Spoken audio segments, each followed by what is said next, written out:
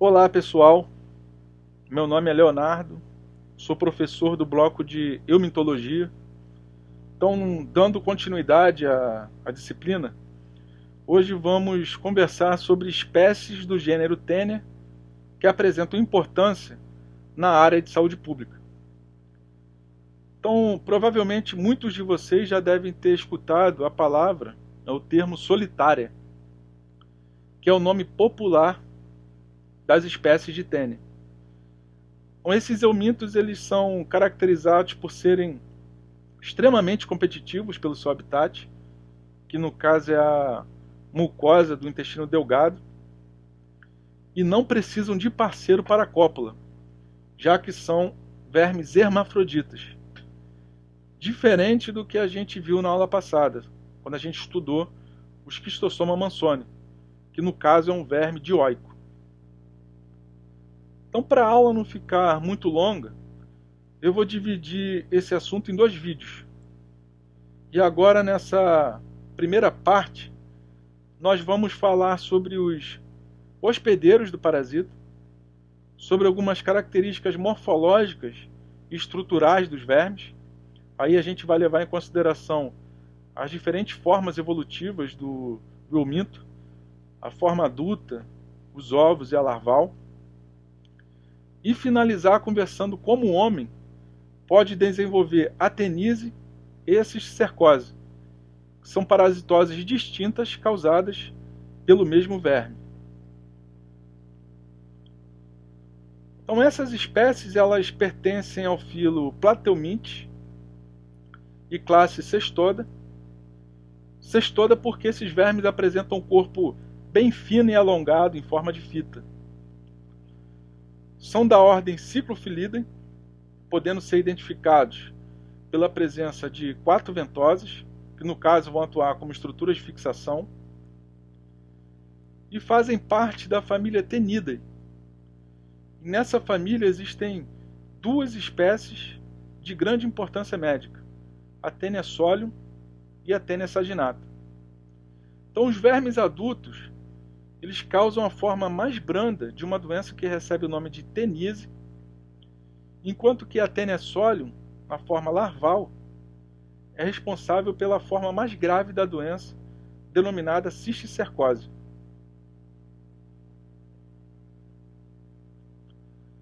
Bem, esses vermes causam doenças muito comuns, afetando aproximadamente 25% da população mundial. E esse mapa mostra a prevalência de infecções causadas pelas duas espécies. Então, como vocês podem observar, são parasitoses consideradas endêmicas e de elevada prevalência em muitos países subdesenvolvidos. É o que está representado no mapa pela cor vermelha. Então, em muitos países da América Central, América do Sul, da África e da Ásia. As espécies de Taenia são parasitos que apresentam um ciclo de vida heteroxeno. E o que isso significa? Que necessitam de mais de um hospedeiro para completar seu ciclo de vida. No caso da Taenia solium, tem como hospedeiro intermediário o porco. E a Taenia saginata, o hospedeiro intermediário, é o gado. Então, nos hospedeiros intermediários, é encontrada a forma larval do verme que recebe o nome de cisticerco.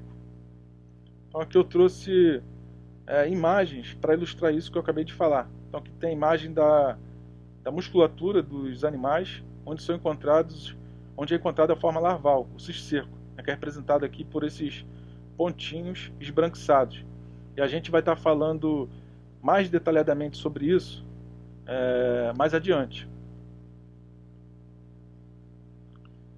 No homem o homem atua como hospedeiro definitivo, porque é encontrada a forma adulta do verme, no intestino delgado.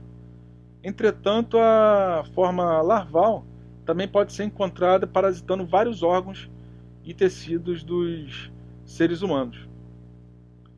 Então, certamente vocês já devem ter escutado isso nos blocos anteriores, mas aqui eu vou repetir para fixar bem esse conceito, que é muito importante em parasitologia. Então, o hospedeiro definitivo é o indivíduo que apresenta a forma adulta ou sexuada do parasita, enquanto que no hospedeiro intermediário são encontradas as formas larval ou assexuada. Então anota isso aí, faz um print para não esquecer mais. Quando a gente olha apenas para o corpo da tênia, fica muito complicado, praticamente impossível diferenciar a espécie Solium da saginata. Mas fica claro que são vermes extremamente longos, podendo alcançar até 10 metros de comprimento na fase adulta. Isso em relação à saginata. Em relação a Solium, já foram encontrados vermes de até 6 metros no intestino delgado de humanos.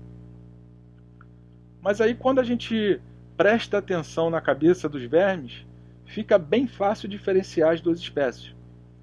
Como vocês podem perceber nessas imagens, as duas espécies elas apresentam 4 ventosas, mas a Solium, além das ventosas, também apresenta ganchos ou acúlios.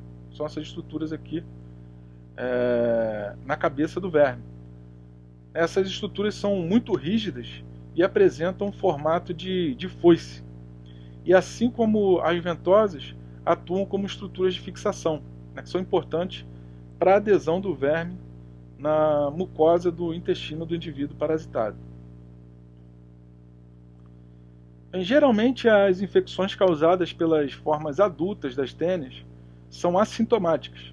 Então, como já foi dito, o verme ele fica aderido na mucosa intestinal sem causar graves, sérios problemas ao hospedeiro definitivo. Como que é bastante interessante para o parasita, porque se não causa danos significativos, isso garante maior tempo de infecção, a perpetuação da infecção. Como a gente pode observar aqui nesse slide, já foram descritos para Taenia solium infecções perdurando aí por até 12 anos, enquanto que a Taenia saginata até 15 anos. Então isso é bem diferente do que vocês aprenderam, por exemplo, no bloco de protozoologia, onde protozoários parasitas como o Trypanosoma cruzi e algumas espécies de Leishmania provocam precocemente complicações muito graves em órgãos vitais. E muitas vezes isso acaba causando a morte da pessoa infectada. Então aqui, gente, eu não estou querendo humanizar a forma adulta da tênia, mas vocês vão concordar que se o parasita ele estabelece, vamos dizer assim, uma relação mais equilibrada com o seu hospedeiro, as chances de perpetuar a infecção vão aumentar significativamente. Fisiologicamente, as tênias elas são vermes muito simples, não possuem sistema digestório e se alimentam por difusão. Elas obtêm vitaminas, carboidratos, proteínas e lipídios do hospedeiro. Então, a olho nu, o parasita ele apresenta uma coloração meio que esbranquiçada, rosada ou até mesmo amarelada, com o corpo dividido em anéis, que recebe o nome de proglote. Então dá para ver isso com mais clareza quando a gente dá um zoom aqui num pedaço do corpo do verme, dá para ver a presença desses anéis, que recebe o nome de proglote. Então grave isso aí. Essa figura ela é mais autoexplicativa e ilustra bem isso que eu acabei de falar. Então aqui nessa foto temos uma imagem representativa de uma Taenia solium. Agora, como podemos dizer que aqui está ilustrada a Taenia solium? Então lembra que eu falei para vocês no slide anterior que a Taenia solium ela se diferencia da Taenia saginata pela presença dos ganchos oacúleos. Então essa é uma característica morfológica que dá para diferenciar as duas espécies. Então aqui nós temos os ganchos do verme, a cabeça, que é o scolex, as ventosas, que com os ganchos atuam como estruturas de fixação, e aqui abaixo das ventosas o colo, também recebe o nome de pescoço do verme. O colo ele é constituído por células que apresentam elevada taxa proliferativa, de onde são formados os anéis, as proglotes. Então, cada anel desse aqui, vamos gravar isso aqui para não esquecer mais, recebe o nome de proglote, e o conjunto de proglote recebe o nome de estróbilo, né, que representa o corpo do verme. Tá ok? Então, quanto mais próximas do colo, do pescoço, as proglotes elas são mais jovens. Também são denominadas de proglotes juvenis. Nesse caso, apresentam apenas o esboço do futuro aparelho genital. E quanto mais distantes do colo, mais maduras são as proglotes. E nesse caso, já apresentam os sistemas reprodutores masculino e feminino. Então, como eu falei anteriormente, as tênis são vermes hermafroditas. Então, embora a autofertilização possa ocorrer, frequentemente o que se observa é a fertilização cruzada entre as proglotes. Bem, nas proglotes gravídicas, o sistema reprodutor masculino ele sofre regressão e o feminino permanece como útero repleto de ovos. Além disso, as proglotes gravídicas elas possuem características peculiares para cada espécie, que permite até um diagnóstico diferencial. E a gente vai conversar mais sobre isso na segunda parte dessa aula 02.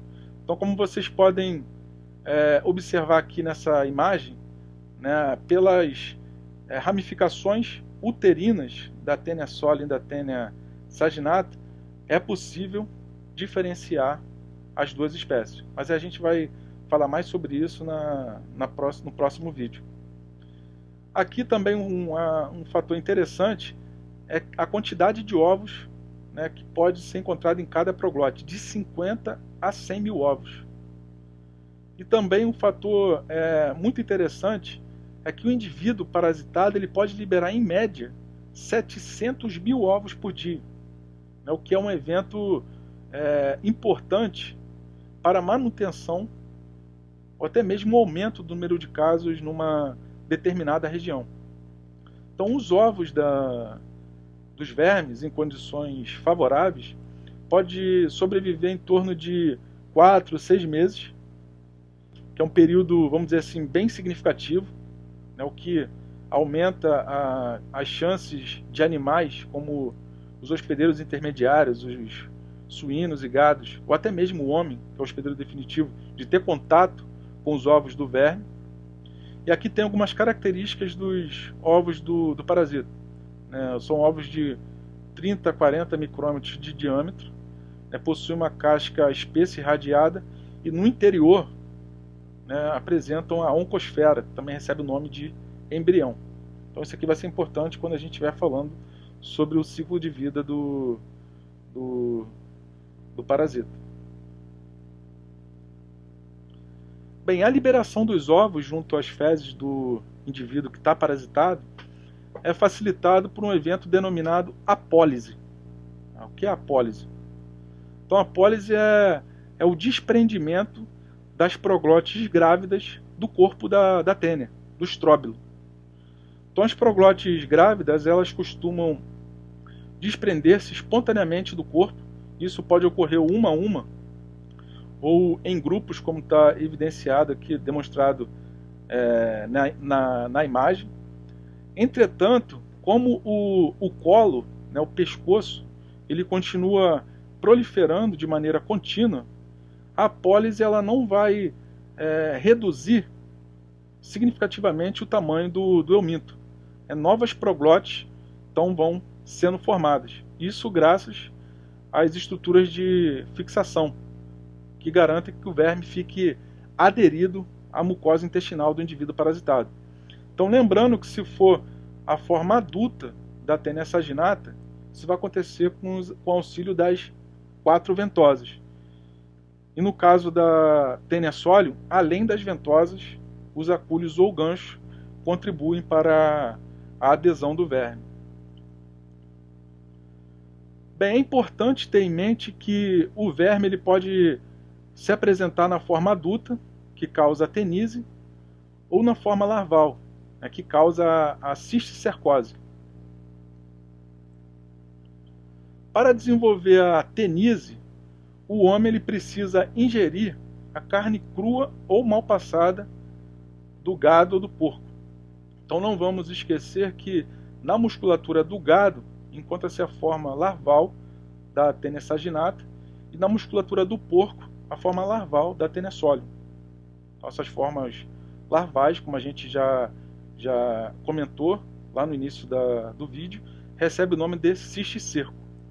E ao chegar no intestino, esse cisticerco dá origem à forma jovem da tênia, que inicialmente vai apresentar a cabeça e o colo. Então, por intermédio das estruturas de fixação encontradas na cabeça, nos cólex do verme, o parasita ele vai permanecer aderido à mucosa intestinal e começa a crescer progressivamente, dando origem ao verme adulto. Então, como falamos, enquanto o corpo da tênia vai crescendo, as proglotes mais distantes da cabeça e do colo, elas vão se tornar maduras sexualmente e vai ocorrer o processo de autofecundação, ou fertilização cruzada entre proglotes. E a partir daí o verme sofre apólise. Então a apólise vai garantir que as proglotes sejam liberadas junto às fezes do indivíduo parasitado. E durante o processo de decomposição, né, os ovos eles ficam expostos no ambiente, ficam no solo. Então o gado, né, e o porco, eles podem ingerir os ovos dos eumintos. No caso da tênia saginata, se o gado ingerir os ovos, esses ovos vão eclodir no intestino do animal e o embrião, a oncosfera, que encontra-se encerrado no interior do ovo, vai se libertar e vai se alojar em locais que possuem intensa irrigação, como coração, língua, diafragma, sistema nervoso, globo ocular e musculatura esquelética. No caso da tênia solium, vai ocorrer a mesma coisa. O porco, ao ingerir os ovos, o ovo ele vai passar pelo estômago, vai chegar ao intestino e lá no intestino vai eclodir. E o embrião, a oncosfera, vai se alojar em diferentes órgãos e tecidos do animal, dando origem aos cisticercos. Foi aquela imagem que a gente mostrou lá no início do vídeo. Eu trago aqui de novo. Então são esses pontinhos esbranquiçados presentes aqui, por exemplo, na musculatura dos animais. Então outras pessoas comendo a carne crua ou mal passada desses animais poderão desenvolver a tenise.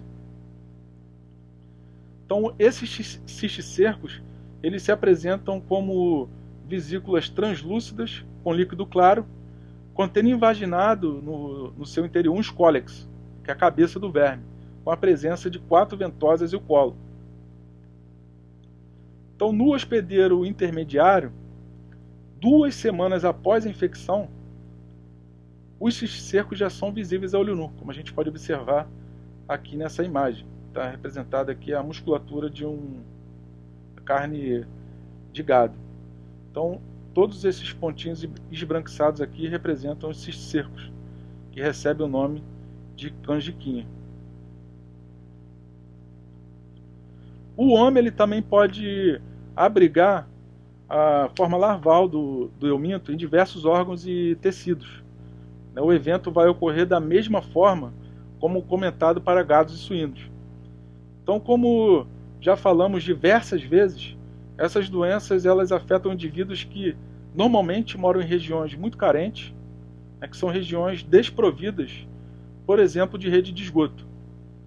Então, o indivíduo que alberga a forma adulta da tênia solium no intestino, então vamos lembrar aqui que só a solium vai causar cisticercose humana.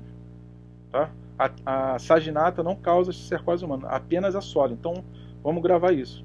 Então, o indivíduo que alberga a tênia solium no intestino, ao defecar no solo, vai liberar uma grande quantidade de ovos do parasita. Então vamos imaginar, vamos utilizar aqui como exemplo, que um agricultor manipulou esse solo. E depois de manipular o solo, repleto de ovos de Tênia-Sólio, não higienizou de maneira correta as mãos e levou a mão até a boca. Então essa pessoa ela vai se infectar. Tá? Então quando a pessoa ela ingere os ovos da Tênia-Sólio, ao passar pelo estômago e sofrer a ação de enzimas digestivas, a casca do ovo ela vai amolecer e lá no intestino, né, o ovo vai eclodir. E do interior vai sair o embrião, a oncosfera, que vai penetrar pela mucosa intestinal e alcançar diferentes órgãos e tecidos do ser humano. E nesse caso aqui, o embrião ele apresenta maior tropismo pelas células do sistema nervoso central e também do globo ocular, né, o que vai favorecer, vai contribuir para o desenvolvimento das formas mais graves de cisticercose humanos, que é a neurocisticercose e a cisticercose ocular, né, assuntos que vamos abordar com mais detalhes no segundo vídeo, na segunda parte dessa aula. Então, por hoje, paramos por aqui. Então, nessa primeira parte da segunda aula, falamos sobre as duas espécies de tênia de importância médica, a Tênia-Sólio e a Tênia saginata, algumas características morfológicas dos vermes, as diferentes formas evolutivas, forma adulta, o ovo e a larval, características que podem até ser utilizadas para diferenciar as duas espécies de tênia. Então lembre que a Tênia-Sólio, além das 4 ventosas, também apresenta os ganchos ou acúlios, que atuam como estruturas de fixação. Falamos da importância do processo de apólise, né, para liberação dos ovos pelo verme adulto, que encontra-se aderido à mucosa do indivíduo parasitado. E por fim, das duas doenças causadas por essas duas espécies, a tenise e a cisticercose. Então, lembrando que a tenise ela é causada pelas formas adultas da Tênia-Sólio e da Tênia saginata, enquanto que a cisticercose pela forma larval da Tênia-Sólio. Tá? Então, não vamos esquecer e confundir isso. Aqui eu deixo referência de 2 livros para vocês estudarem em casa. São livros muito completos, muito bons. Livro do Neves e do Luiz Rey, de parasitologia humana. Então, vocês podem utilizar esse livro para estudar de casa. E em relação às dúvidas sobre essa aula, nós vamos nos encontrar remotamente utilizando o serviço de comunicação por vídeo, o Google Meet. Então vocês vão receber um e-mail com o link dessa reunião. Então esse e-mail terá como título Reunião Google Meet e o título da aula. Para essa reunião eu peço que vocês assistam os 2 vídeos da aula sobre Tênia-Sólio e Tênia saginata, a parte 1 e a parte 2. E também, pessoal, é muito importante que vocês leiam um material suplementar, tá? Para complementar o que a gente já falou aqui na videoaula. Então vocês vão poder aí fazer as anotações, anotar as dúvidas, e aí no nosso encontro virtual a gente vai poder conversar para esclarecer todas essas dúvidas. Então eu encontro vocês lá, um forte abraço e até mais.